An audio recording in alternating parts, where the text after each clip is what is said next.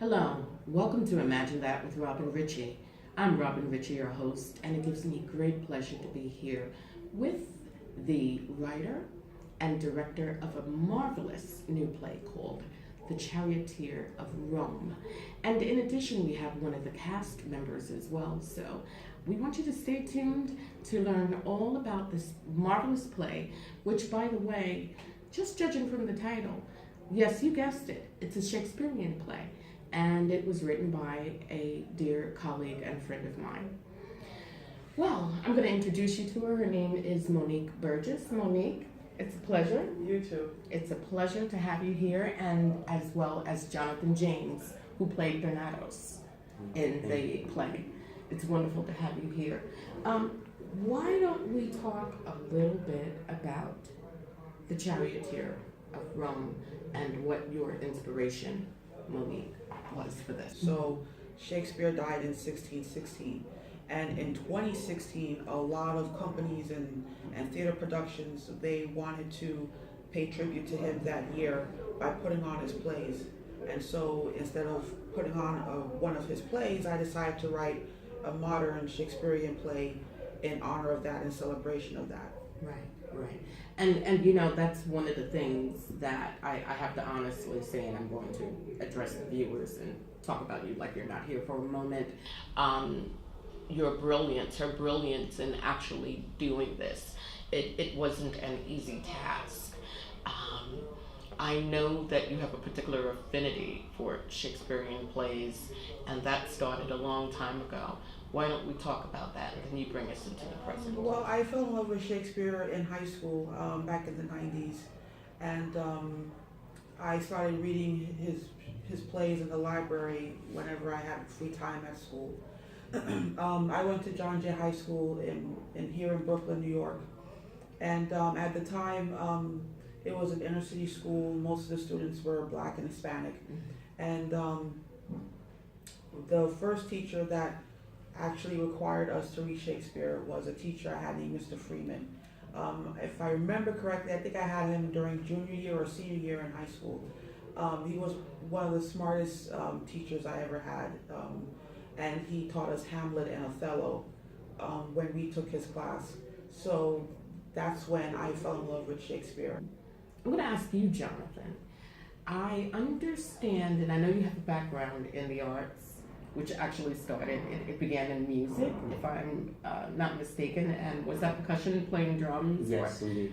Right. Why don't you share with us some of the other things that you do, and how is it that you wound up being bitten by the acting bug, and of all things, to wind up in the Shakespearean play?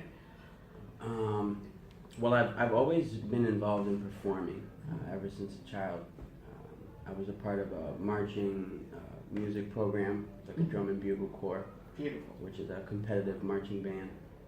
And from then I've performed halftime shows for the Brooklyn Nets. Being a drummer, I was a part of one play on Broadway. It wasn't until I was called to fill in for someone who dropped out of a play last minute. And just being a part of that whole new world, it just woken something up inside, and since then it's just been acting. I think that is wonderful, because in actuality, it's about stretching ourselves and challenging ourselves and growing within our craft, and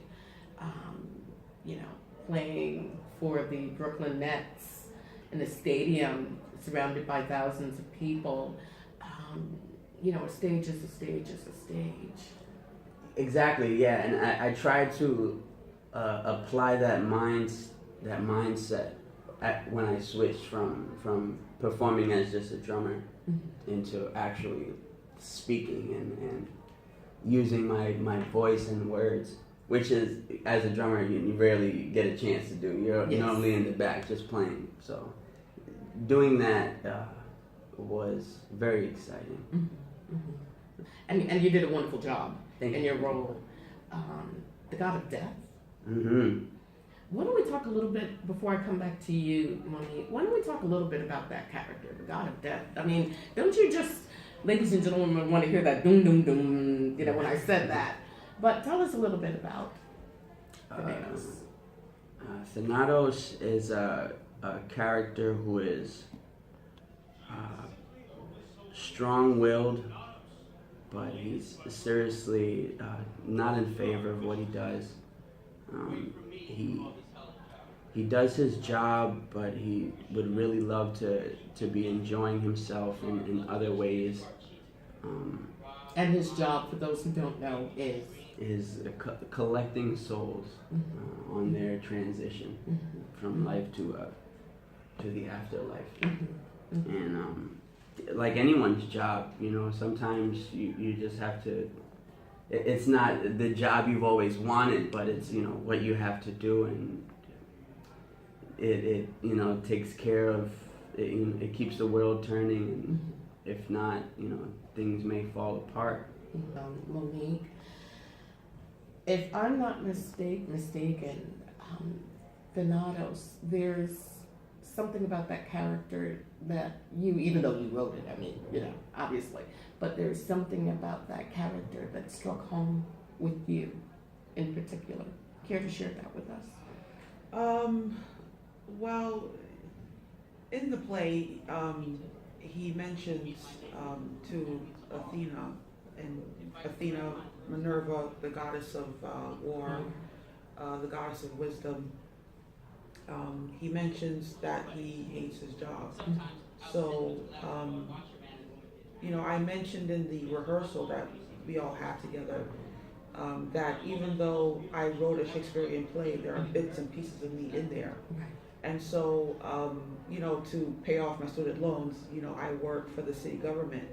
And so when I wrote his dialogue, based on what I have read about him, I thought, if I was in his shoes, would I enjoy collecting souls? Right. Would I enjoy cleaning up after Ares?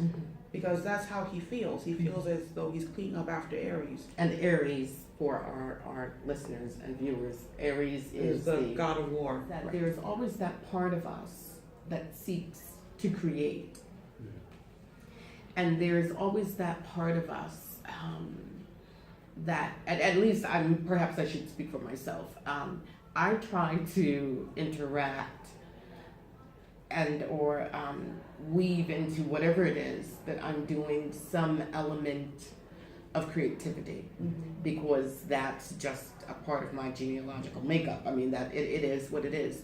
And I've had occupations in the past that were so far removed from the arts, but I always had to have my own thing going on the side, you know what I mean? Which I didn't treat it like it was on the side. I treated it like it was the forefront of my existence, because in actuality, it is, So I can understand what that is, that occasional frustration. One of the things that I enjoyed was how you wove the Charioteer of Rome, which, by the way, in today's times would be the Jockey of Queens, I guess. But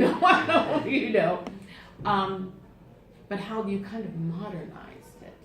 So it still had all of the Shakespearean nuances, which was wonderful. But then there were other elements that kind of gave it a modern touch. You even had rap in it. One of the characters actually was rhyming. I thought that was so cool. What inspired you to do it that way? When I first started working on the play, the idea of writing a new Shakespearean play came about when I was reading the Vanity Fair magazine about 10 years ago. There was an article inside the magazine that explained that the estate of Ian Fleming wanted to hire a writer to write a modern James Bond novel. And so they reached out to a writer named Sebastian Falk.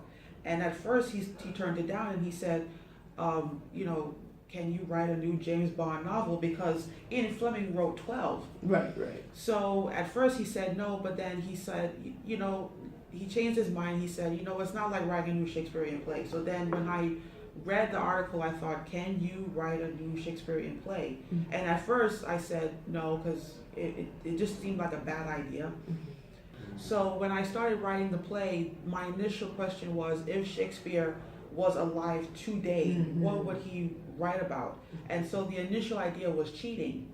But then when I started, you know, reading up on a lot of his plays and where his plays took place, you know, a few of his plays took place in Roman times. Right. It didn't take place during the Elizabethan era where, you know, when he was living. Yes. So he always went back to historical documents, and a lot of his plays took place in the past, Mm-hmm. prior to, you know, his time period. So I decided to do the same thing. And one of my favorite films is Ben-Hur. Mm-hmm. Yes. And so Ben-Hur is probably the only film that I know of in which, you know, you see chariot racing, and you see the sport, you see the culture of it. And I fell in love with chariot racing when I first saw Ben-Hur. And I actually saw that movie for the first time when I was around 17, 18. Mm-hmm. So I definitely wanted to write a story that took place in the past, Mm-hmm. so that would give me a chance to escape, because I write for the same reasons why I watch movies, to escape from reality. Sure. The challenges. Well, I started writing the play in 2009, and the first two characters that I definitely had a vision for were Milisaris, the charioteer, and his brother Sapienus, who was the Roman politician. Mm-hmm. So at first it was easy because the ideas kept flowing. That's why instead of me just throwing the idea aside and thinking that writing a new Shakespearean play was a bad idea, because the ideas kept coming, I decided to just go with it and just roll with it. But then I hit a wall, and what was very difficult for me was Aries. And I actually mentioned this when I found Tyler Riley to play Aries. I mentioned when I sent him the email about Aries and asking him if he can play Aries, I told him that the reason why it took so long to write this play, because it took about 7 years Mm-hmm. to write the play, and I explained to him that the reason why it took so long is because I couldn't understand Aries. I couldn't understand that level of violence Mm-hmm. and that level of evilness. Contempt. Yes. Mm-hmm. And so And he did an exceptional job. yeah, by the way. Yeah, he in did. role. He really He did. And he was the wall. Shakespeare was a humanist. You know, he understood all of his characters, regardless of whether or not they were villains or if they were good people. He had an understanding of human nature that was extraordinary. Mm-hmm. And so, because he was able to empathize with a whole array of characters, I decided that in order for me to jump over that wall and to get to Aries, I have to figure out why is Aries the way he is. And so when I started researching Aries again, because I had to research on him twice. So when I did the research on him again, the second time around, I realized that his parents, Zeus, the god of thunder, the father god, and his mother, queen of the gods, Hera. Zeus and Hera hate Aries, and so I thought, okay, I have a window, because now I understand him. Because how would you feel if you had two parents that both hate you, and they both have their regrets as far as you're concerned. Your existence. Yeah. All of what you talked about, perseverance, frustration, all of these human emotions, wanting to give up. and then being inspired, the contents of your play, all of that exists. And it exists in all Shakespearean plays, basically. So there's another commonality that you formed, and I'm so glad that you did, because the play is phenomenal. For you, challenges, what were some of the challenges, if any, for this particular role, which is different from other creative projects you've had? It wasn't in a language or basic English that we normally speak, and that was something that was difficult. And learning with any other type of acting, it's some type of normalcy in conversation and with words that you already know. Right. In this particular sense, you had to really focus not only on the conversation, but also on how that conversation is spoken. So there really is no room to improv or things of that nature, because you're in this whole different world where you don't you don't know how to speak and interact any other way other than exactly how it is at that time. So just changing my entire mind state into, this is my normalcy now, this is how I speak, this is how I live, that was something that was challenging for me. So if we were to use this setting right now, here, we're closing out in 2018. Happy holidays for those of you who observed, by the way. And we were to have dialogue and set it to a Shakespearean flavor. Anything off the top of your head. I'm gonna jump in as well. So would you like to begin first to give our viewers a taste? In today's time. Yes. And by the way, this is not from the Charioteer of Rome. This is off the cuff. Should I be the one to do it first? Yeah, go ahead. I'll do it first. Sure. Okay, I'm gonna take a stab at it.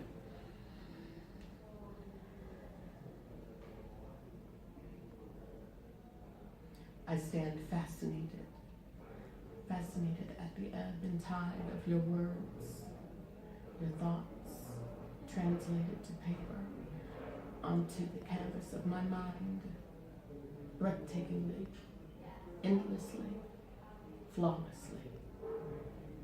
I surrender my thanks. That was good. Right, I like that. That was good. And of course, I'm thinking, I know that I didn't have the iambic pentameter, okay? But, off the cuff, okay? Give me a week's worth of rehearsal. Oh, man. Let's see.